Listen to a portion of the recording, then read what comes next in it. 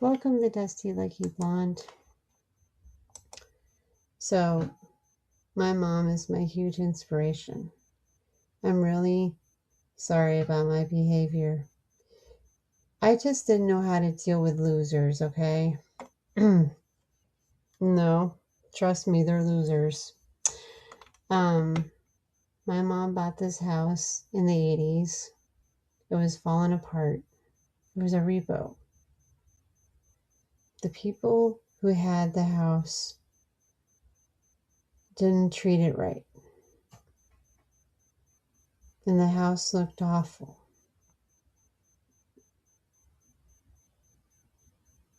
But some tender loving care, it became a home.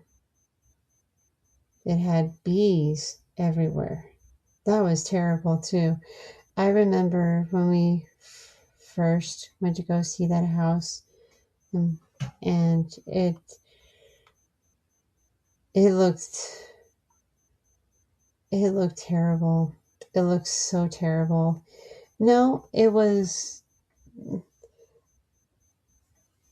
a roof is a roof, and you shouldn't say anything bad about anything, right? Right. So this house was falling apart. There was no roof.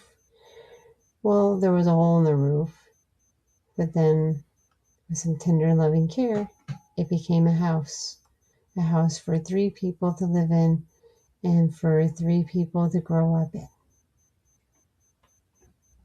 It used to belong to somebody who was in the military, I think, and it was built in the 70s, and they didn't know how to treat it right.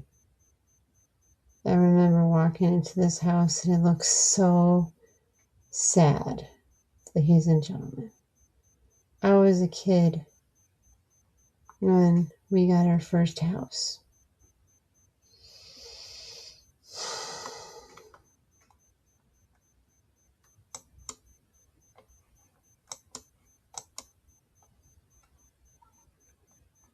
But it kept us warm, kept us cool, kept us safe.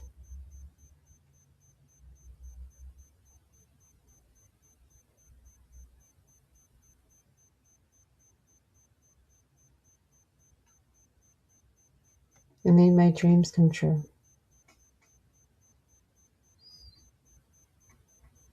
My mom bought a perfect house just for the 3 of us. And I started doing recordings in 1986 or 7 or so.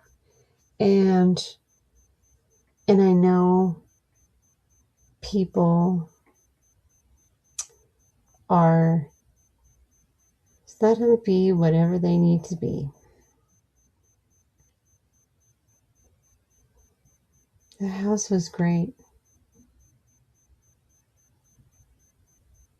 But the only problem was it was 1 bathroom, and if somebody had to go to the bathroom, you had to wait. Only 1 bathroom. And 3 people. So if you had to go to the bathroom in the middle of the night and somebody was in there, oh my gosh, that was terrible. That was terrible.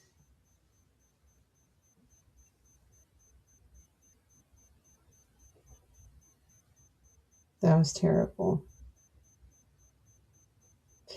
But I have to honestly say, I love that house. It made me and my brother's dreams come true. We had a lot of adventures in that house. I did my first recordings in that house. I did it in my bedroom, and then I did it in the backyard. There was a tree that got struck by lightning, and we cut it down. And the only thing was left was the stump.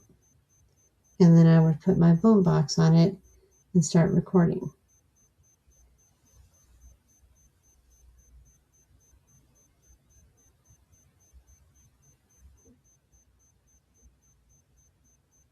And the one thing I liked about my mom is you're grounded if you did something bad.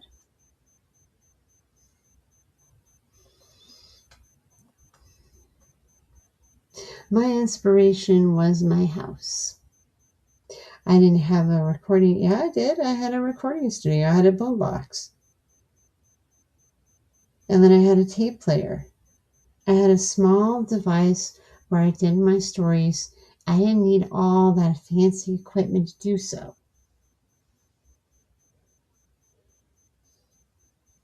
And then people were worried about me. You don't need to worry about me. I'm not after your career. I never was. I used to go in my backyard and record in my backyard, and you could probably hear the trees, and you could probably hear the birds and whatnot.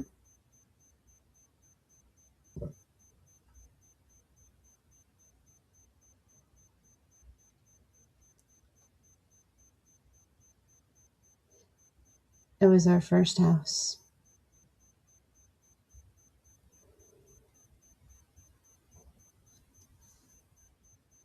Well, actually, it was our second house. It was our first house, although there was a house in Georgia, but still, this was our house. This was our house. It was so many memories, so many dreams, kept us safe in the neighborhood. So, guys, if this generation is telling you you should feel bad about how you grew up, you're going to be miserable when you're famous. Trust me. I don't know how many recordings I did in the house, and how many recordings and how many Barbie stories I did.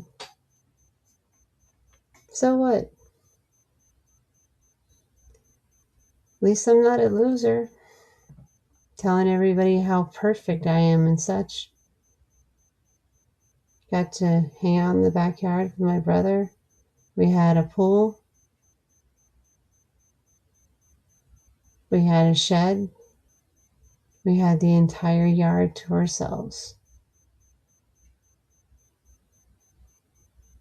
And lots of trees.